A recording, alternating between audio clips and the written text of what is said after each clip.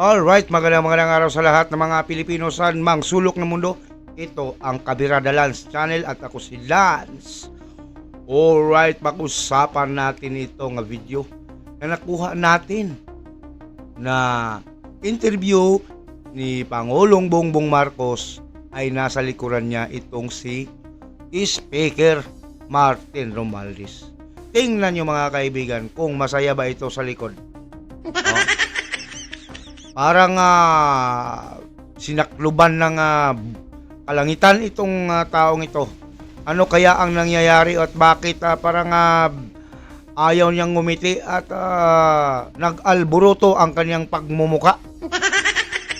Dahil ba ito sa mga nangyayari ngayong panahon na ito na tila walang lumusot sa kanyang mga plano at palaging bulabog itong mga pinaggagawa nila dyan sa Kongreso. Hindi natin sinasabi na mayroon silang ginagawang kalokohan kung ano talaga ang kanilang pinaggagawa na palagi na lang nasisilipan ng mga vloggers, nasisilipan ng mga taong gobyerno, nasisilipan ng mga Duterte ang mga pinaggagawa niya at palagi itong hindi lumusot. Kagaya ng mga pinaggagawa nilang budget sa 2025. At yung pinagsasabi ni dating Pangulong Duterte na ang pinirmahan nitong si Bongbong Marcos na budget noong December 30 ay may mga blanco. Nako, hindi kaya ito ang dahilan kung bakit nakasimangot palagi itong si Martin Romualdez? O hindi kaya nagsisilos ito na bakit si Bongbong ang in-interview dyan? Na siya naman ang nag-assume talagang presidente. Ang kanyang puso ay presidente na siya. Tapos nasa likuran lang siya ni PBBM. Bakit sumama ka dyan kay BBM?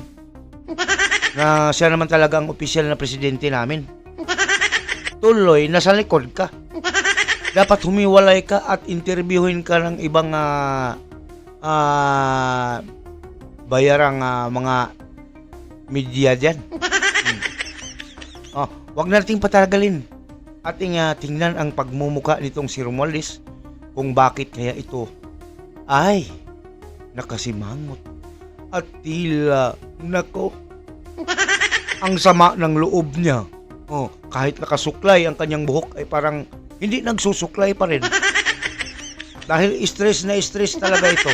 Stress na stress. Stress ang pagmumuka niya mga kabirada. Sige, tingnan na natin.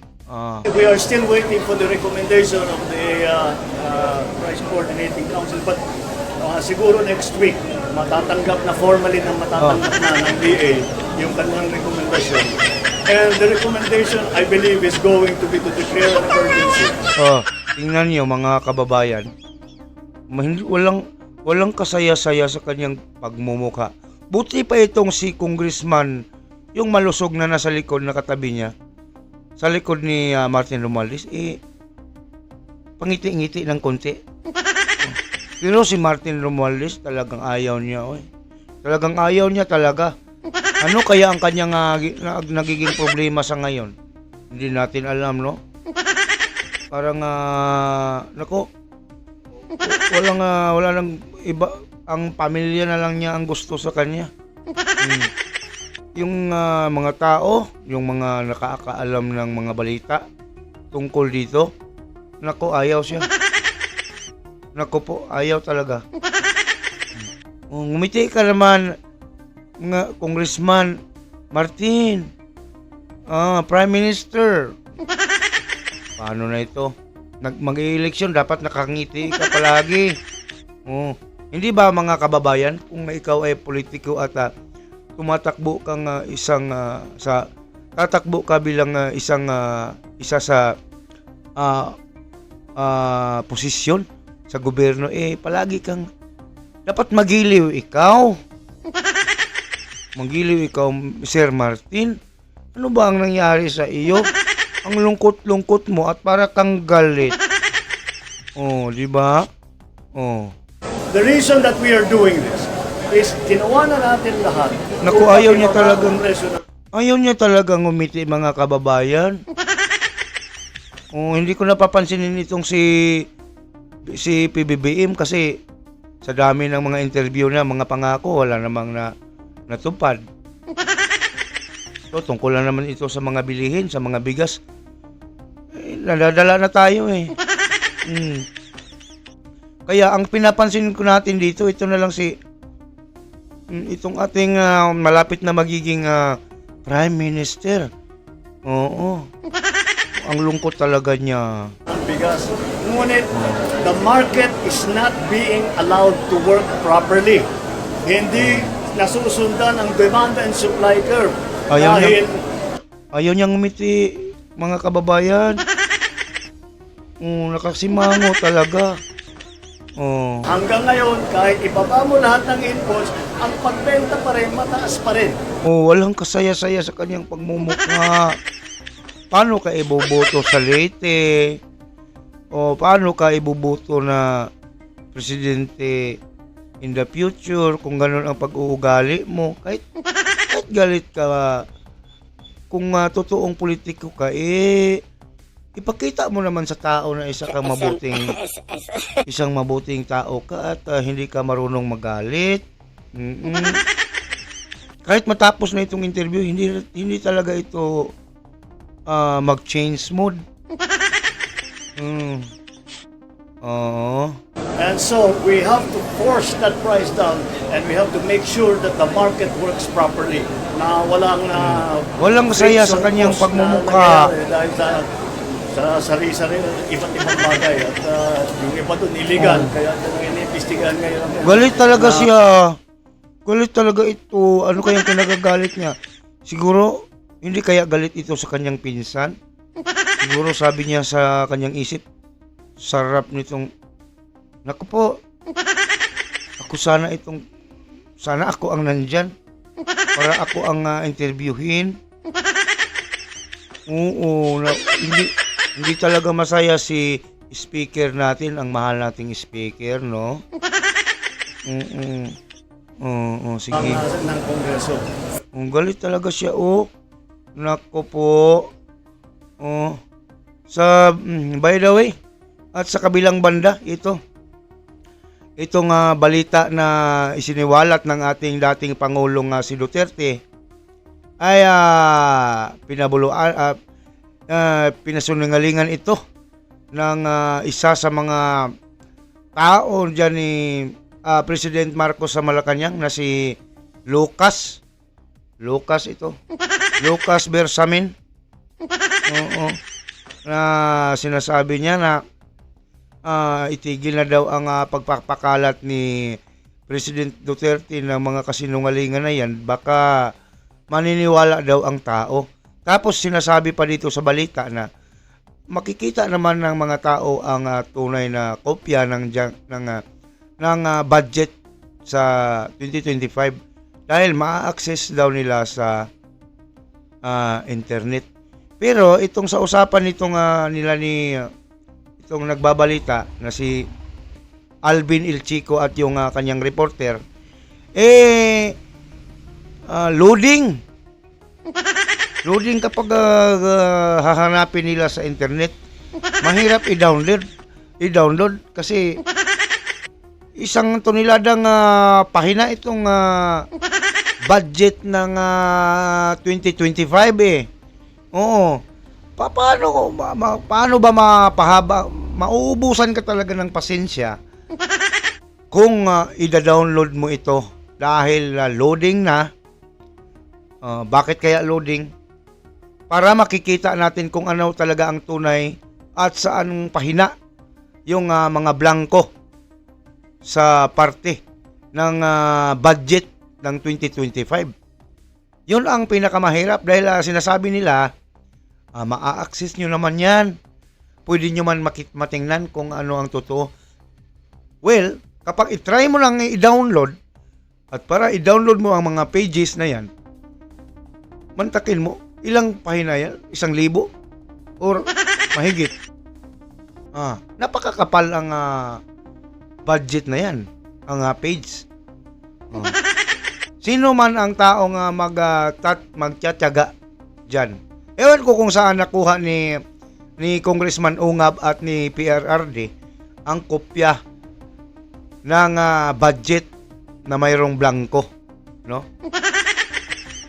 Dahil pinasinungalingan ito ni Bersamin eh. O, tingnan natin itong si Elvin El Chico. Mahiram ng video, teleradyo, serbisyo. Pasok. Mabalita ka muna bago yung harutan. Go! Alvin Doris, walang basihan at tinawag na mapanira. Ganito inilarawan ng Malacanang ang umano'y pagpapakalat ng Alam ninyo, no? Kung sasabihin ninyong paninira at kasinungalingan ito, kayo na maglabas mismo ng mga ebidensya. Hindi nyo, wag nyo na kaming bigyan ng mga, ano bang tawag dito? Kayo na lang ang mag-provide sa amin. Ipalabas nyo sa mga balita na nandito ang mga pages, mali si Duterte. Nandito, nagsisinungaling siya. Nandito ang mga ebidensya, sinungaling si Duterte. Yan sana ang sasabihin mo, Bersamin. Hindi yung kami pa ang maghahanap doon sa internet or ipapadownload nyo pa ang mga pahina. Gagastos na naman kami niyan. malisyoso Tapos, at criminal disinformation. hindi namin alam kung ito ba'y lalagpas sa aming pasensya dahil napakatagal i-download ang mga sinasabi mong nasa internet yan. Dating Pangulong Rodrigo Duterte kaugnay ng ipinasang 6.352 trillion pesos na 2025 national budget.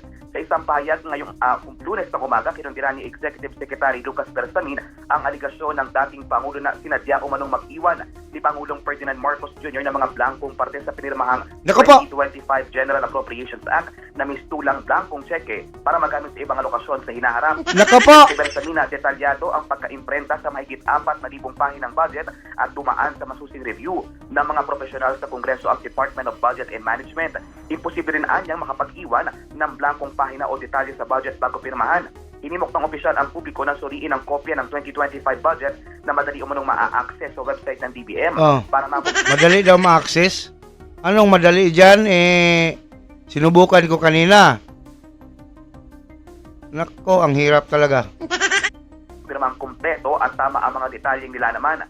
Kumpiyansa si Bersamin na kahit sinong suburi sa budget ay sasang-ayon na walang programa, aktibidad o proyekto ang nakalagay sa sinasabing blank appropriation dahil masusi. Kayo na ang magbigay sa amin. Ilagay ninyo dyan sa mga balita ang mga pinagsasabi ni Duterte. Yung mismong original na copy na nagsasabing may nakalagay talaga ang amount. Hindi yung blanco. Sinala ang batas ng budget bago pinirmahan.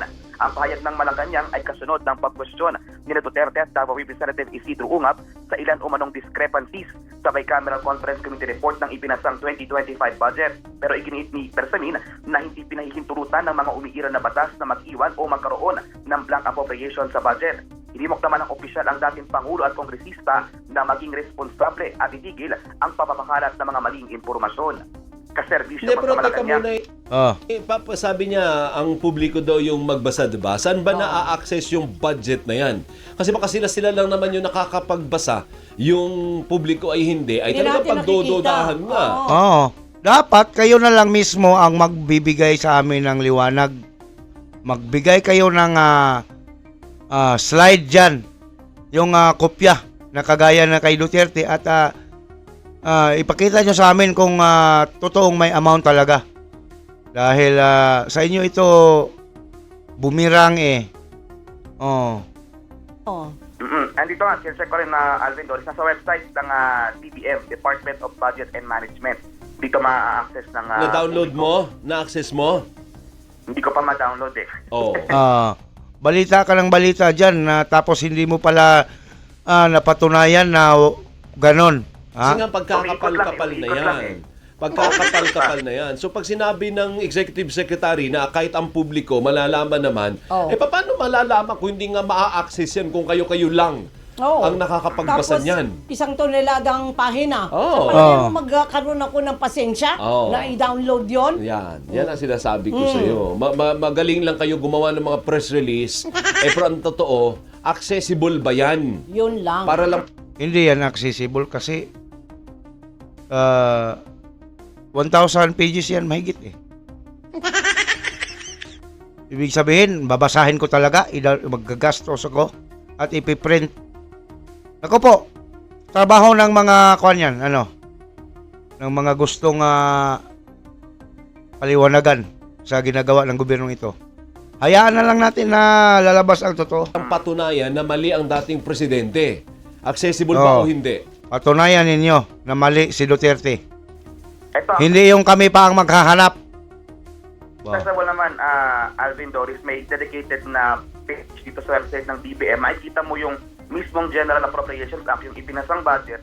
Meron din kopya ng tinatawag na NEP, yung naging panukala noon ng executive para makumpara siguro kung ano yung talagang ipinanukala at kung ano yung mga naipasa lang. Pero sabi mo, buffering hanggang ngayon. Yung mga ilang minuto ka nang nagba-buffering. Oh. Mhm. Aha. Ilang minuto nang umiikot-ikot. Ito, kakabukas lang. Kakabukas lang Bukas ulit. na. Oh. So, accessible. Accessible naman, pero siguro kailangan mo lang maghintay ng yung mga ilang minuto kasi dahil makapal ito, no? Loading. Maraming pahina. Naku, wala akong panahon, Christian. Busy akong tao. Sige, ako magbabasa para sa inyo. Ikaw, Christian, na gusto mo lang makabalita. Di ba?